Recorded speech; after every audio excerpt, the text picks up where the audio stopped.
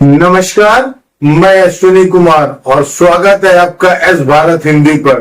तो घर घर सिंदूर को लेकर जो शोर मचा हुआ था 2 दिन तक, कल भारतीय जनता पार्टी के ऑफिशियल हैंडल ने और उनके आईटी सेल के चीफ अमित मालवीय ने अपने हैंडल से ये पोस्ट किया कि भाई ये तो फेक न्यूज है। 2 दिन तक घर घर तमाशा चलता रहा। इनके प्रवक्ता टीवी चैनल पर बैठकर जस्टिफाई करते रहे कि नहीं, सिंदूर बांटना तो भारतीय संस्कृति के हिसाब से है। इनके प्रवक्ता एक है शिवम त्यागी।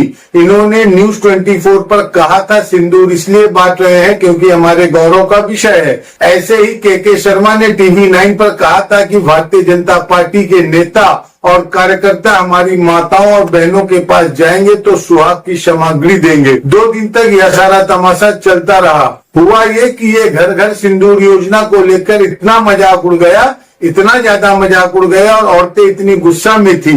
लगातार वीडियोस आ रहे थे जिसमें औरतें कह रही थी कि हमारे घर अगर कोई सिंदूर लेकर आया तो उसकी पिटाई हो जाएगी। साफ साफ कह रही थी औरतें कि सिंदूर तो पति देता है, कोई और सिंदूर कैसे देगा।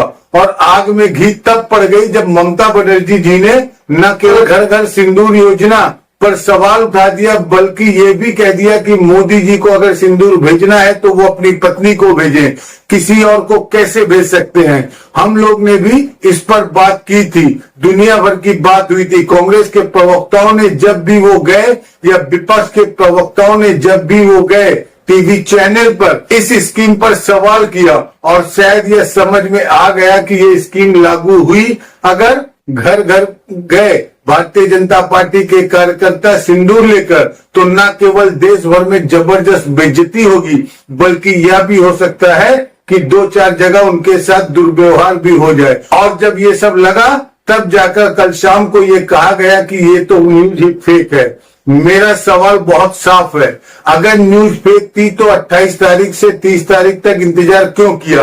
दैनिक भास्कर कोई छोटा मोटा अखबार तो है नहीं कि किसी गली कूचे में छपा और किसी को पता नहीं चला। और क्यों दैनिक भास्कर, क्यों न्यूज 18 के पोस्टर भी आ गए थे, जो उनके न्यूज पोस्टर आते हैं वो भी आ गए थे और भी कई जगहों पे खबरें छपी थी। मैंने आपको बताया कि टीवी चैनलों पर बहस चल रही थी जहां पर जाकर इनके प्रवक्ता इस स्कीम को सही बता रहे थे। 2 दिन तक ये सारा कुछ चलता रहा, 2.5 दिन तक यह सारा कुछ चलता रहा। आखिर भारतीय जनता पार्टी खामोश क्यों रही। अगर यह योजना पूरी तरह से फेक थी, ऐसी कोई योजना थी ही नहीं। घर घर 9 जून से घर घर सिंदूर बांटने की कोई योजना अगर थी ही नहीं तो जब यह खबर आई 28 तारीख को, उसी दिन अमित मालवीय ने या भारतीय जनता पार्टी ने या भारतीय जनता पार्टी के किसी नेता ने या उनके प्रवक्ता ने टीवी चैनल पर बैठकर या कहीं भी क्यों नहीं कह दिया कि ये तो फेक न्यूज है। साहब, हम ऐसा कुछ नहीं करने जा रहे हैं। आप जरा सोचिए, भारतीय जनता पार्टी एक बड़ी पार्टी है, देश की सबसे बड़ी पार्टी है, अपने आप को दावा करती है, वो देश की सत्ता में बैठी हुई है। उसके खिलाफ कोई फेक न्यूज चलाता है और 2.5 दिन तक वो इंतजार करेंगे। वो क्या जुबैर का इंतजार कर रहे थे कि जुबैर उसका फैक्ट चेक करके बताए, उसके बाद कहेंगे कि नहीं वह फेक न्यूज है। अरे भाई, आपकी पार्टी की स्कीम है जिसके बारे में फेक न्यूज आया है, आप कह देते कि हमारी पार्टी की कोई ऐसी स्कीम नहीं है। नड्डा जी कह देते, भारतीय जनता पार्टी के अध्यक्ष, बिना उनकी सहमति के तो कोई स्कीम बन नहीं सकती है। नड्डा जी आते चैनल पर कह देते कि यह बेकार की बात है, भारतीय जनता पार्टी की ऐसी कोई स्कीम नहीं है। अखबार ने गलत छापा है, टीवी चैनल बेकार की बहस कर रहे हैं, बात खत्म हो जाती। लेकिन आपने ममता बनर्जी के बयान का क्यों इंतजार किया। क्यों आपको ये डर लगा कि ममता बनर्जी एक महिला है और अगर बंगाल में इन्होंने इसको मुद्दा बना लिया तो फिर बहुत बेइज्जती होनी है। या जिस तरह से प्रधानमंत्री बिहार में गए थे, कार के अंदर बैठकर शीशा ऊपर करके रोड शो कर रहे थे। अभी तक हमने रोड शो देखा है, वो कैसा देखा है। उसमें खुली गाड़ी होती है, उसके पीछे नेता लोग खड़े होते हैं, हाथ हिलाते हैं, लोगों का अभिवादन करते हैं, उसको रोड शो कहते हुए हमने सुना है। अभी जब प्रधानमंत्री मोदी बड़ोदरा गए थे, जहां पर ऑपरेशन सिंदूर को जो ब्रीफ कर रही थी कर्नल कुरैशी, उनके परिवार के लोग भी आए थे। बाद में पता चला कि उनको बुलवाया गया था। खैर जो भी हो, मैं ये बता रहा था कि बड़ोदरा में भी जब वो रोड शो कर रहे थे तो गाड़ी के ऊपर खड़े होकर हाथ हिला रहे थे, हाथ मिला रहे थे, लोगों को नमस्कार कर रहे थे।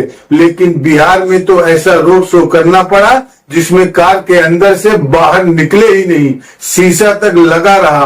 अब बंद शीशे के भीतर से उन्होंने किसको हाथ हिलाया और किसने उनको देखा ये हम नहीं जानते। हुआ ये था कि उस रोड शो में लोग ही नहीं थे। अगल बगल सड़कों पर जो लोग दिखाई दे रहे थे, जो रोड शो को अटेंड करने के लिए आए थे या पता नहीं ऐसे ही घूम रहे थे, उससे ज्यादा लोग तो शाम को कचौड़ियों की दुकान पर दिखाई देते हैं, समोसों की दुकान पर दिखाई देते हैं। तो रोड शो फ्लॉप हुआ। उसके बाद सभा की तो तस्वीरें आई कि पीछे सारी कुर्सियां खाली पड़ी हुई हैं, यानी सभा भी फ्लॉप हो गई। ये सब तब हुआ जब ऑपरेशन सिंदूर को लेकर इतना हल्ला मचाया गया था और घर घर सिंदूर की योजना का इतना प्रचार हो रहा था टीवी चैनलों और सोशल मीडिया के माध्यम से। तो ये भी हो सकता है कि इनको लगा हो कि ये घर घर सिंदूर जो है वो बंगाल में तो ममता जी इसको पंचर कर ही देंगी, मुद्दा बनाकर कहीं ऐसा ना हो कि बिहार में भी लेने के देने पड़ जाए। जिस सिंदूर से वोट की उम्मीद है उस सिंदूर से गालियां मिले। लग तो यही रहा है कि ये सब लगा तब वापस ले लिया गया। एक और सवाल बनता है कि चलिए आपने 2.5 दिन इंतजार किया, 2.5 दिन बाद बताया उसको फेक न्यूज। अब क्या जिस अखबार ने ये खबर दी थी, दैनिक भास्कर ने जो यह खबर दी थी, आप उसके खिलाफ कोई केस करने जा रहे हैं? क्या आप दैनिक भास्कर के ऊपर कोई केस करेंगे ऐसा कि इसने फेक न्यूज फैलाया? अगर आप केस करेंगे तो दैनिक भास्कर को अदालत में यह बताना पड़ेगा कि आखिर ये न्यूज उसके पास कैसे आई। अभी तो उसने छाप दिया कि फेक न्यूज थी। अब इतना बड़ा अखबार अगर इतनी बड़ी पार्टी के बारे में फेक न्यूज फैलाता है जिससे 2 दिन तक देश में बहस चलती रहती है, 2.5 दिन तक देश के अंदर बहस चलती रहती है, तो फिर इस अखबार के ऊपर कोई ना कोई कानूनी कार्रवाई तो होनी चाहिए। लेकिन मुझे नहीं लगता कि भारतीय जनता पार्टी किसी तरह की कोई कानूनी कार्रवाई करने के लिए आएगी। जो पूरा खेल लगता है ये कि पहले ये खबर प्लान करवाई गई ये देखने के लिए कि इसका कैसा असर होता है, लोग इसके समर्थन में आते हैं या नहीं आते हैं। ऐसे खेल पहले भी किए गए हैं। कई बार ऐसा हुआ कि खबर प्लान करवाई गई है और बाद में कह दिया गया हमारा ऐसा कोई इरादा नहीं है, तो खबर प्लान करवाई गई क्योंकि वह जो मूल खबर है उसमें किसी का नाम नहीं है। सिर्फ इतना लिखा है कि एक वरिष्ठ भाजपा नेता ने बताया, तो शक पहले से था इसलिए किसी का नाम नहीं दिया गया। अब वह वरिष्ठ भाजपा नेता कौन है? अगर दैनिक भास्कर के खिलाफ केस होता है कि आपने फेक न्यूज क्यों फैलाया तो वो कोर्ट में बताएगा, उसको बताना पड़ेगा कि वो वरिष्ठ नेता कौन है। अगर दैनिक भास्कर ने खुद से यह खबर छाप दी तब तो उसको माफी भी मांगनी पड़ेगी, हर्जाना भी देना पड़ेगा, सजा भी भुगतनी पड़ेगी। और अगर किसी वरिष्ठ नेता ने यह खबर प्लान की है तो वो भी सामने आ जाए कि कौन सा वरिष्ठ नेता है जो पार्टी से अनुमति लिए बिना न्यूज प्लान कर रहा है।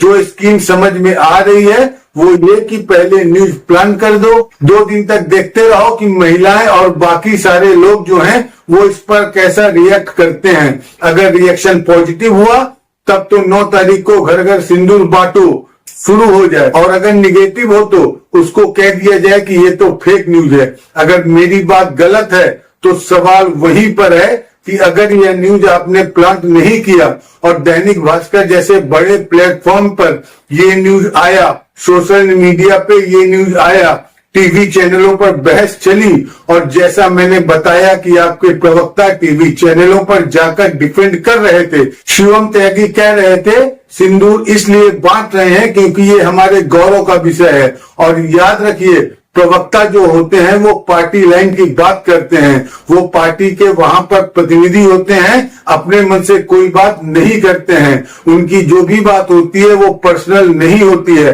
पार्टी की बात होती है। कोई ऐसे वैसा नेता खड़े होकर बोल दे तो वो उसका पर्सनल मामला हो सकता है, लेकिन टीवी चैनलों पर कौन प्रवक्ता जाएगा, क्या बोलेगा, ये सारा कोई चीज की आउटलाइन जो होती है वो पार्टी अपनी ब्रीफिंग में तैयार करती है कि किस मुद्दे पर क्या बोलना है, कि इस मुद्दे पर पार्टी का क्या स्टैंड है, यही बताने के लिए प्रवक्ताओं को रखा जाता है। तो भारतीय जनता पार्टी के दो आधिकारिक प्रवक्ता शिवम त्यागी और के शर्मा दो राष्ट्रीय चैनलों पर न्यूज 18 और टीवी 9 पर जाकर इस स्कीम को डिफेंड कर चुके हैं कि घर घर सिंदूर बांटना जो है वह भारतीय संस्कृति के हिसाब से है, इसमें कुछ गलत नहीं है। अब आप ये बताइए, अगर इनको पार्टी ने ब्रीफ नहीं किया था या पार्टी लाइन इनसे कहा था कि भाई घर घर सिंदूर वाली जो बात है वह फ्रॉड है, क्योंकि इस पर बहस होने वाली थी, तो पार्टी से स्टैंड पूछा गया होगा कि हम जाकर वहां पर क्या स्टैंड लें। तो अगर पार्टी ने इनसे उस दिन कहा था कि ये फेक न्यूज है, आपको जाकर चैनल पर यह बताना है कि न्यूज फेक है, तो फिर भाई लोग डिफेंड क्यों कर रहे थे? क्या इनके खिलाफ पार्टी कोई कार्रवाई करेगी? इसलिए ये तो बहुत साफ है कि 2.5 दिन तक जो चुप्पी थी वो नब्ज नापी जा रही थी, टेम्परेचर नापा जा रहा था कि सिंदूर घर घर बांटने का क्या नतीजा आएगा।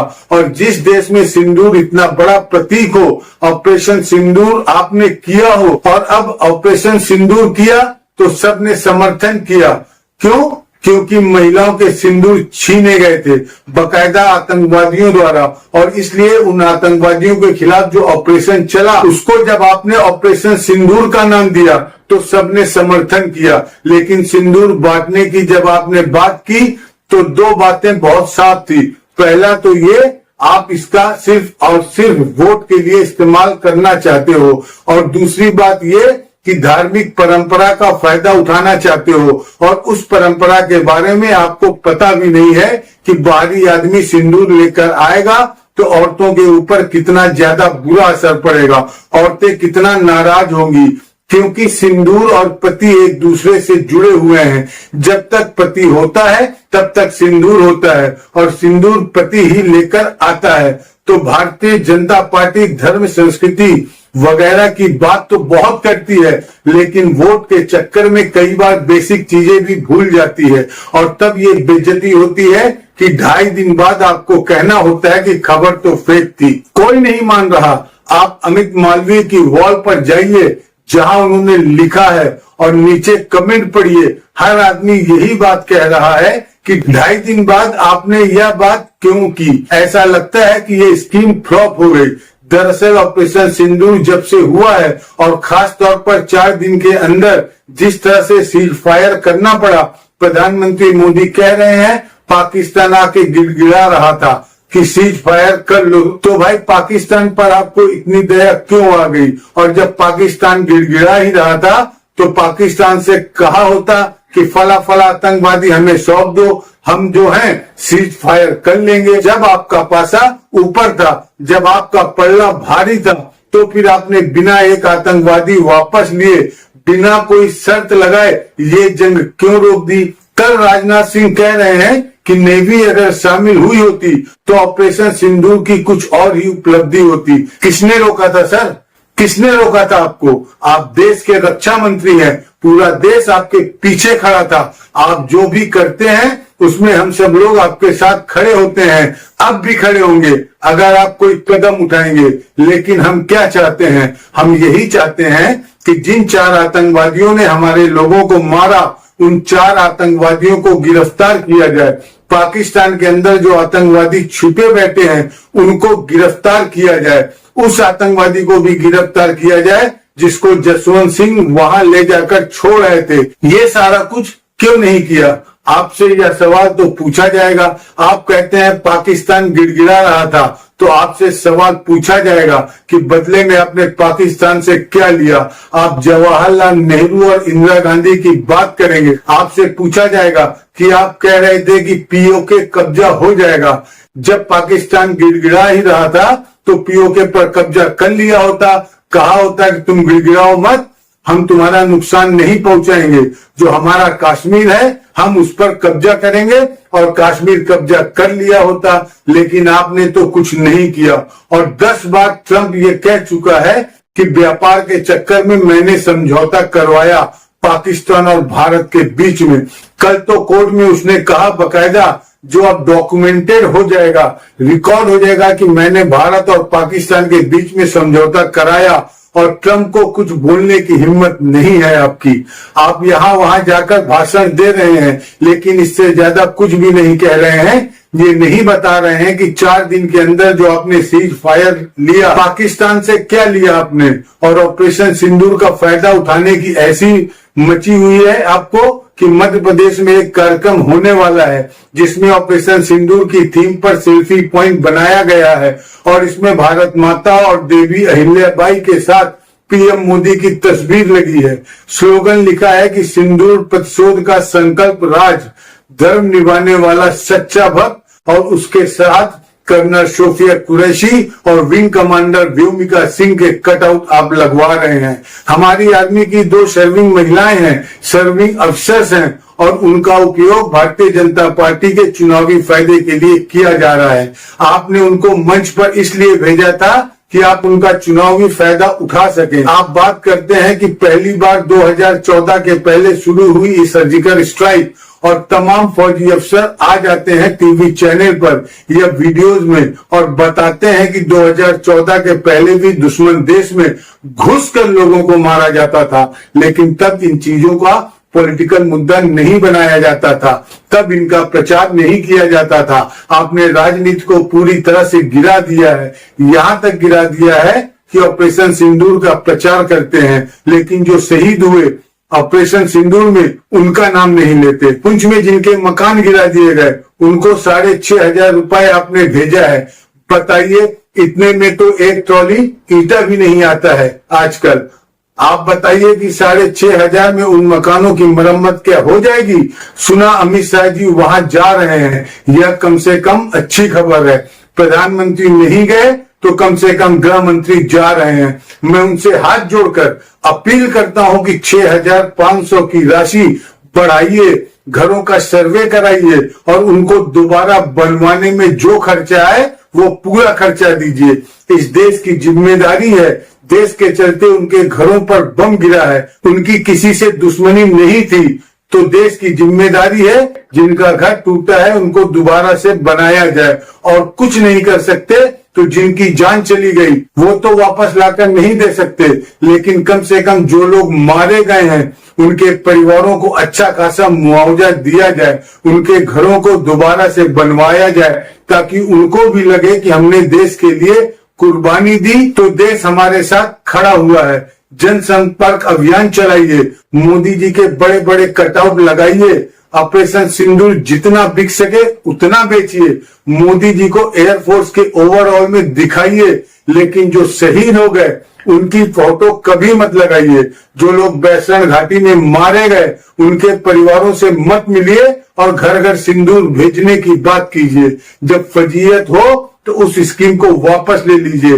राजनीति के लिए, चुनाव के लिए, वोट के लिए इस हद तक जाना जरूरी है क्या? ये भी बता दूं कि आप किसी भी हद तक चले जाइए, जनता ये सवाल पूछ कर रहेगी। जाइए किसी चौराहे पर, जनता ये सवाल पूछ रही है कि ऑपरेशन सिंदूर हुआ, समझौता आपने कर दिया, 4 दिन बाद किन शर्तों पर समझौता किया? जनता यह सवाल पूछ रही है कि जो 4 आतंकवादी थे जिनकी तस्वीरें आपने ही जारी की थी वो आज तक क्यों नहीं पकड़े गए? जनता पूछ रही है कि 57 लोगों को विदेश में आपने भेज दिया, लेकिन एक भारतीय चैनल के अलावा, ANI के अलावा कोई और उनको कवर क्यों नहीं कर रहा है? क्यों अभी तक किसी बड़े देश के किसी बड़े नेता का, राष्ट्रपति का, प्रधानमंत्री का, उप प्रधानमंत्री का, विदेश मंत्री का आपके पक्ष में बयान नहीं आया? और वो सवाल तो है ही कि जब इतनी बड़ी लड़ाई चल रही थी, जब इतना मुश्किल वक्त चल रहा था, तो कोई देश आपके साथ खड़ा क्यों नहीं हुआ? ये सारे सवाल पूछे जाएंगे। आप 50 स्कीम बना लीजिए, 50 स्कीम कैंसिल कर दीजिए। याद रखिएगा, इस बार जनता ने सब कुछ अपने आप देखा है, फेक न्यूज देखे हैं, लाहौर कराची पर कब्जा करने की बेकार की बातें देखी है, और उसके बाद जनता आपसे पूछेगी बताइए क्या हुआ? कम से कम यही बता दीजिए कि वे 4 आतंकवादी कब पकड़े जाएंगे। आज के लिए इतना ही, बहुत शुक्रिया। स्वतंत्र और आजाद पत्रकारिता का समर्थन कीजिए, सच में मेरा साथी बनिए। बहुत आसान है दोस्तों, इस सब्सक्राइब बटन को क्लिक करिए और हमारे चैनल को सब्सक्राइब करिए। साथ में बगल में बेल आइकॉन को दबाइए जिससे हमारी हर खबर आप तक सबसे पहले पहुंच सके।